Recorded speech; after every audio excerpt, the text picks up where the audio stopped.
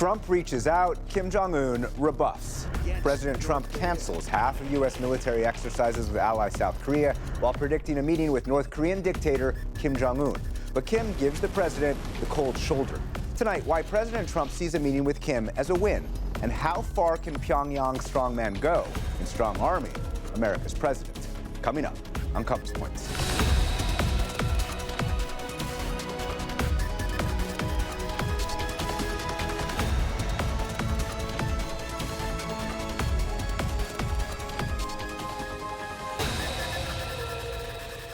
Support for Compass Points has been provided by the Judy and Peter Bloom Kovler Foundation, Camilla and George Smith, the Dorney Koppel Foundation, the Gruber Family Foundation, and Cap and Margaret Ann Eschenroder. The Judy and Peter Bloom Kovler Foundation, upholding freedom by strengthening democracies at home and abroad. Additional support is provided by Friends of the NewsHour.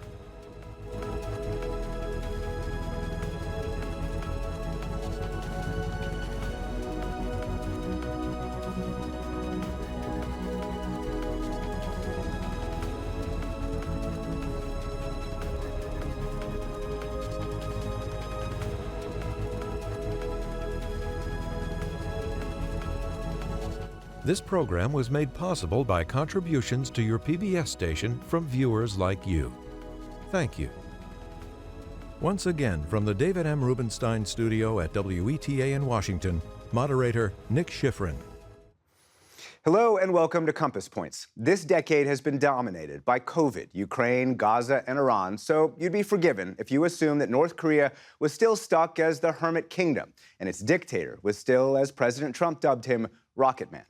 But the man once mocked as Little Kim has emerged from the last few years more influential, richer, better armed, and with more accurate weapons. Yet, once again, President Trump is appealing to an authoritarian to restart summit diplomacy. Is that a good idea? Is there a deal that can be made with North Korea? And how did bipartisan foreign policy failures help lead to this moment? To talk about that, I'm joined by Bruce Klingner, the former CIA Deputy Division Chief for the Koreas, now a senior fellow at the Mike and Maureen Mansfield Foundation. Rachel Minyoung Lee, a former Korea intelligence analyst, now a senior fellow at the Stimson Center. And Anthony Ruggiero was the National Security Council Director for North Korea during the first Trump administration and is now a non-resident senior fellow at the Atlantic Council. Thanks very much, all of you. Really appreciate your being here. Let's start with President Trump's declaration to reduce exercises on the Korean Peninsula. They were cut in half because President Trump said they would have sent a, quote, inappropriate and hostile message to a, quote, unthreatening and respectful North Korea. Bruce, what's been the impact in Seoul of this cancellation? Well, it was done without any consultation with the U.S. defense establishment and with South Korea. So they're worried about what other impetus that Trump might undertake without their consultation, whether it's military or diplomatic. I thought the announcement really was a trifecta of failure.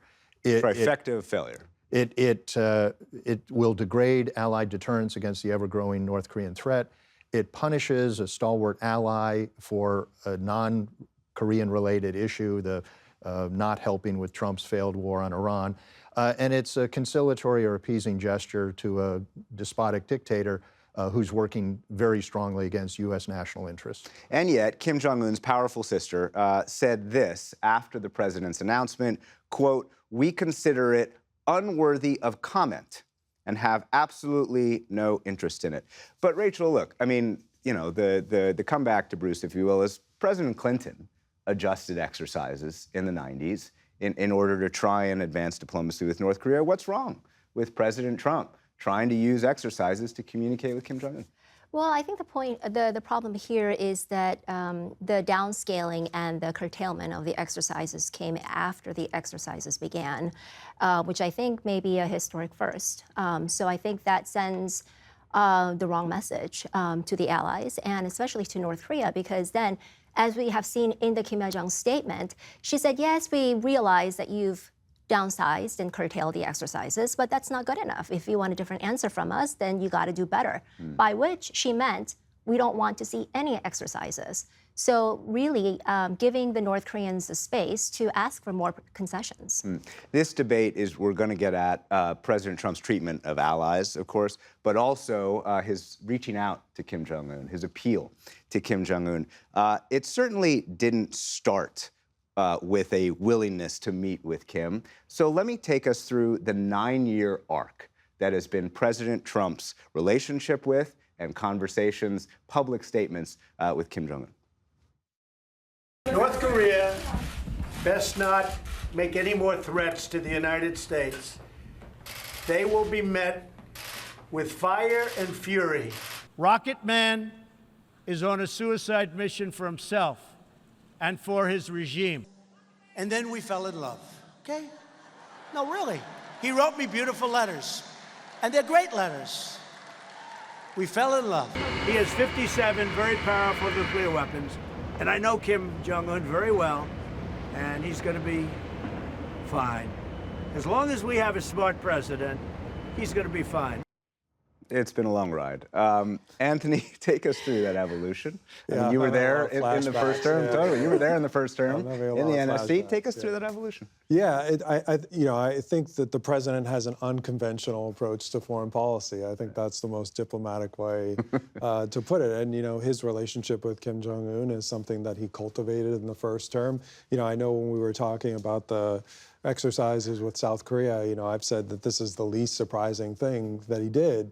The only surprise to me is that he didn't do it last year, because it's something that he is very has a strong view on, and he believes that there is a deal that can be had. I'm sure we'll talk later about that. And I think for the president, that Kim is in a very different place than when he first talked to him in 2018. And so the president is going to have to think through, where are his leverage points? Where can he build leverage?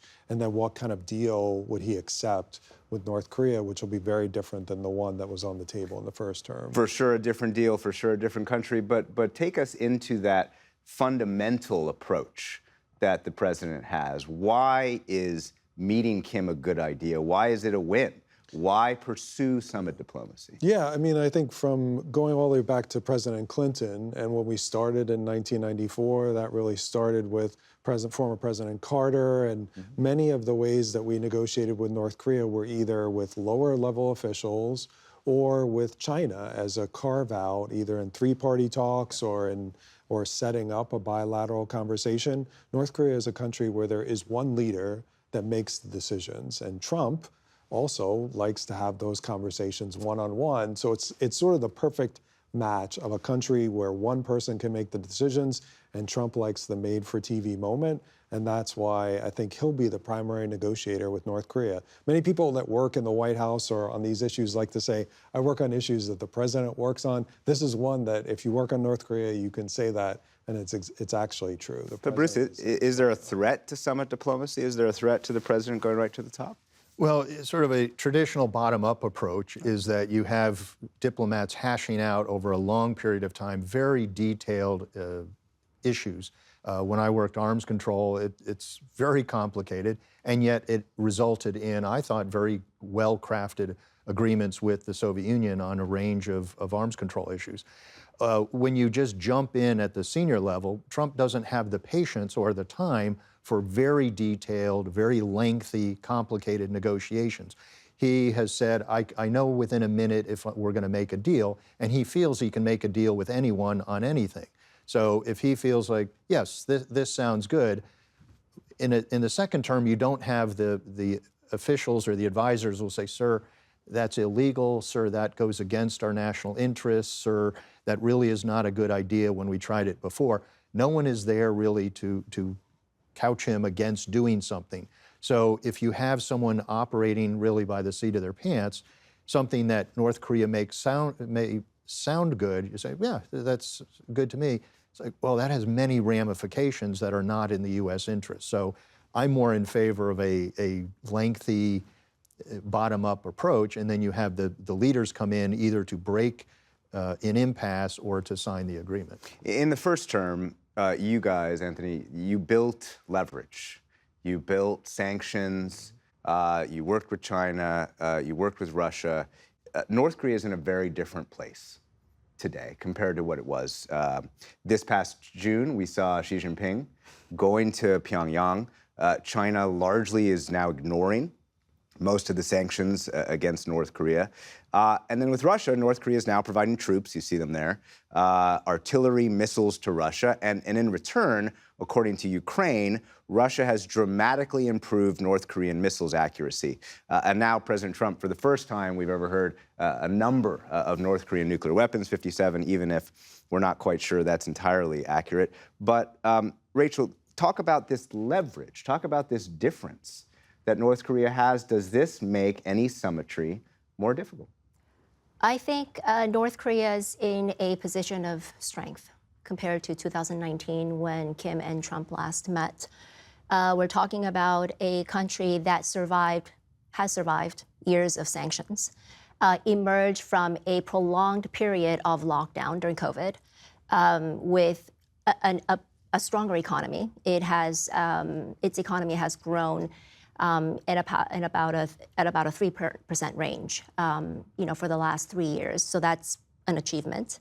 Also, externally, its relationship with Russia remains very strong. And you see China now courting North Korea. How many high-level Chinese officials have we seen just in the last 4 months? Wang Yi, the Chinese foreign minister, visiting Pyongyang in April. Xi Jinping, as you mentioned, in June, and Wang Huning, number 4 in the Chinese hierarchy, visiting Pyongyang again in July. And all going to Pyongyang. And it seems, when you compare Chinese and North Korean propaganda about these visits, it almost seems as though the Chinese are more, they're more desperate. They're more eager to improve relations with North Korea, whereas North Korea's propaganda is more measured. And so, from where North Korea is sitting, it can't get any better than this, from Kim Jong Un's point of view. You have, he has a strong relationship with Russia. The Chinese want to court, him, and now you have President Trump reaching out to him constantly. So he must think that he has a lot of leverage, and he's in the best possible place that he can be in right now. I think best possible place. Is that right? Yeah, I think it is very different than the first term, as you said. We had the Obama administration. They basically ignored North Korea for 7 years. Strategic patience. Correct, which was basically ignoring Although they don't North like that Korea, term, but right? yes. Yeah, it's fine.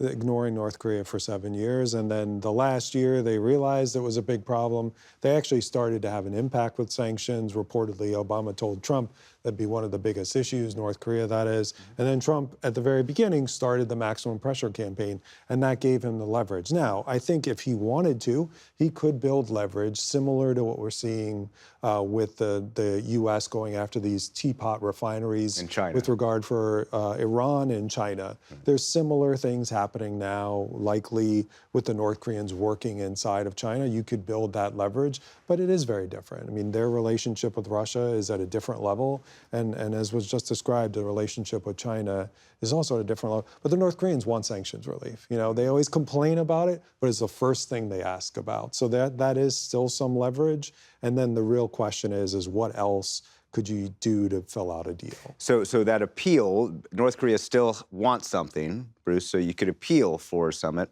But bottom line, does this leverage that we're describing make it hard to even get to a summit that the president clearly wants? Well, the U.S. has not had a bilateral meeting or really any engagement whatsoever since October 2019, the last bilateral meetings, which the North Koreans described as sickening. And since then, we've had, to the degree that during the Biden administration, U.S. officials in the United Nations that used the North Korean mission to the UN as a conduit, they slid a message under the door only to see it kicked back into the hallway. So this is literally a letter sent by the Biden administration to the North Korean government, which was returned unopened. Right. And then President Trump sent a personal letter to Kim, which was rejected also by North Korean officials. So we really have not had any engagement. So even something as simple as, well, let's take measures to decrease the likelihood of accidentally stumbling into war. North Korea has rejected those. As a succession of U.S. negotiators have said, we are willing to meet anywhere, anytime about anything with no conditions, and yet North Korea has rejected that. So just getting a meeting would not necessarily be a success, but it'd be a first step sort of a normal first step of diplomatic engagement. During the October 2019 meetings, the U.S. officials were like, we may have disagreements, but what do you mean by denuclearization? What do you mean by a security guarantee? And the North Koreans refused to even stipulate what they wanted. So the U.S. was like, we can't even begin to go back and forth if you won't even tell us your interpretation of some of these phrases. So that, of course, is the heart of the matter, right? So let's just remind everyone the summits that we had before. We had two summits between President Trump and Kim Jong Un, one in Singapore, one in Hanoi, and then they had a third meeting in the demilitarized zone. You see it there. And it seems to me, and you guys have laid this out a little bit, in any summit, the main topics that we're talking about, denuclearization. Let's talk about that in a second. But there's also sanctions relief. Anthony, you mentioned that's always on North Korea's top. The official end of a Korean war, we could talk about that, and North Korea's aid to Russia. So the key question, it seems to us to talk about, given North Korean leverage, Rachel, why don't you start? Should any talks include or start with denuclearization? This is heartbreaking to say because I've long been a strong proponent of denuclearization of North Korea, but I think given the reality that it is today, I think starting off or even including the word denuclearization in any agenda with North Korea is out of the question. That, however, is not to say that we should give North Korea even political recognition of its nuclear state, which is what North Korea wants, by the way, from the U.S. There's a difference between accepting it for what it is, that North Korea has nuclear weapons, and giving it that political recognition. So I think maybe the best way forward, from my opinion, from my point of view, is to, and I think even the smaller steps, like what Bruce mentioned, even just restarting talks at any level, even reopening the New York Channel between North Korea and the U.S., even that would be a big win at this point. But even starting small, don't talk about denuclearization, but preserve that strategic ambiguity. We don't have to tell them that we recognize you as a nuclear state, and why would we do that? Giving away all our leverage, and we don't have that much to start with. Bruce, is that good enough? Strategic ambiguity? Well, I think since nuclear is the issue we all want to talk about, but it may be the one you put on the back burner initially. So, as I said before, perhaps confidence and security building measures discussions where, like we had in the Vienna Protocol with the Warsaw Pact and the Soviet Union, where you provide notifications of military exercises so that the other side doesn't feel like, oh, this must be a precursor to an invasion, or you limit the size of military exercises within a certain distance from the demilitarized zone.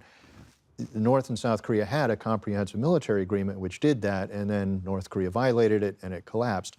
It's not to say don't try it again, but perhaps don't start with the most difficult issue. When I was on the arms control negotiation, there were 5 issues we had with the Soviets, and I thought, well, why don't we address those first? And the diplomats were like, no, we save those for later. We start with the easier ones. Now, confidence and security building measures is not going to be easy, but it may be an area where we might see more common, consensus than starting with nuclear weapons. And a big debate amongst Korea watchers now is, denuclearization versus arms control, and it's a bit of a false paradigm. Anthony, what do you think? Denuclearization on the agenda or no? Yeah, I'm a recent convert as well. I used to call it being on denuclearization island, right? Where, no one else was around. I guess you were there as well. But it's just not the reality anymore. I mean, whether you want to talk about a nuclear state invading Ukraine, or you want to talk about the military strikes on a country that was at the threshold of nuclear but didn't go over that line. I mean, and there were historical reasons why the North Koreans wanted nuclear weapons. I think at least a tacit acknowledgement of that, and then you can pivot to the issues that I think for the U.S. side are more important. Getting the North Koreans out of Ukraine, stop helping Russia, all these other issues I know we'll talk about, but I think we can put that aside and acknowledge that just a different world. I don't think we're going to get there. But you could say put it aside, but that's a big deal, right? I mean, if I'm in Seoul, if I'm a NPT, and non-proliferation treaty proponent, like even a tacit acknowledgement, hell, even President Trump saying 57 nuclear weapons, this is a different world. This is not the line that we used to believe was important to draw, not acknowledge this state as a nuclear power. But it's reality, though. I mean, I think, a lot of us have had our heads in the sand and say, we're not gonna go there, but it is reality. The North Koreans have had nuclear weapons for a very long time. And so I think the question for the president and his advisors and his administration is, can they get something that is impactful in an agreement with North Korea and then manage others who might see that as a green light to develop their own weapons? I think we have enough incentives and disincentives to prevent that. Well, I think sort of the approach is incrementalism. And I think there's been a false depiction of previous U.S. policy as we get everything before they get anything. And that was never U.S. policy. Even an arms negotiator back in the 2000s was saying, you have to slow the train, to stop the train, to reverse the train. So the U.S. policy has always been, it would be incremental steps by both sides. You look and say, well, they have done it, so I will do it, and then we move forward. So it was always going to be a multi-year implementation of whatever agreement. My criticism was we had very short, cryptic negotiation or agreements that weren't particularly well crafted. They lacked a suitable verification regime, as we had with the arms control agreements with the Soviets. But the approach was always incremental. Now, a good debate amongst us is that, do you go for what I call a 100-yard agreement where you cover everything and then it's implemented in 5-yard increments? Or do you have a baby agreement of a 5-yard agreement? If it works, then you do another. It's a good debate, but as long as they're not talking to us, it's a little moot debate. But Rachel, what do you think? I mean, what's the best approach? Is there a 1-yard or a 5-yard agreement to even start with? I think even any conversation with the North Koreans at any level is a meaningful first step. But I think for me, the bigger question is, we just talked about maybe don't talk about denuclearization, right? And just start talking to them if possible. But is that going to be good enough for the North Koreans to return to the talks table? And I think that for me is the big question. And I don't think it's going to be, because we have seen just in the last 11 months, North Korea's rhetoric and the preconditions for potential engagement with the U.S. really hardening, the threshold really going up. In fact, you told my colleague the only agreement is one in which we have to give North Korea political recognition even to get them to the table. Is that a concession worth making? In late February, Kim Jong Un himself said, there is no reason why we cannot get along well with the U.S.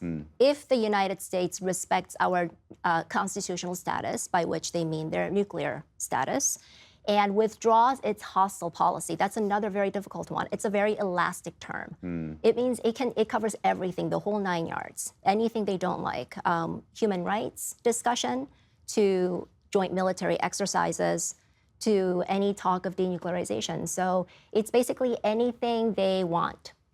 That's, where's the line here? I mean, so Anthony, short of a summit, what does, at this point, a successfully managed relationship with North Korea look like?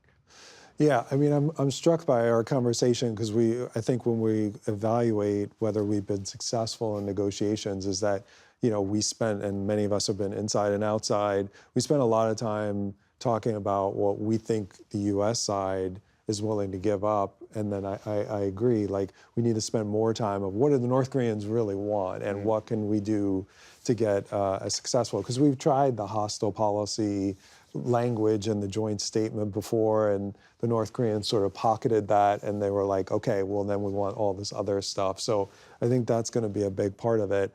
I know that in the past we've done this incrementally and all that.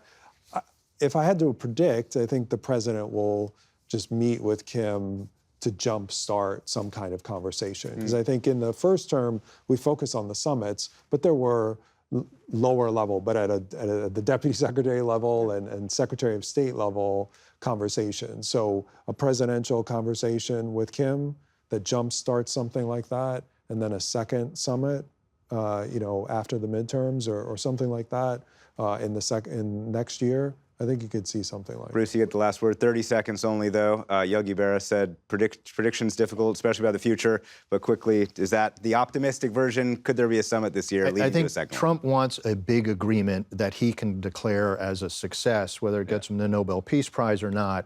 North Korea is going to want salami tactics. They're going to want a prize just for showing up to the negotiating room, and they're going to want more and more. It'll be, canceling one exercise is not enough. I want more and more and more. All right, well, we'll have to leave it there.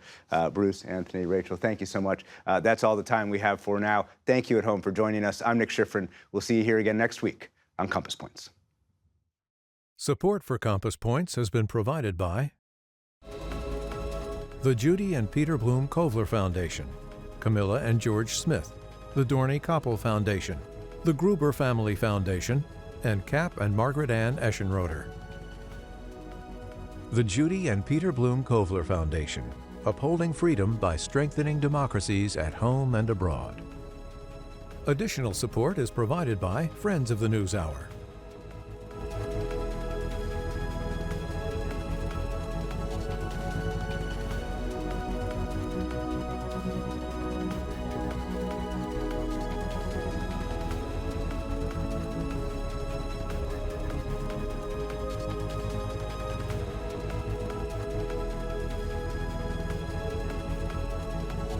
This program was made possible by contributions to your PBS station from viewers like you. Thank you.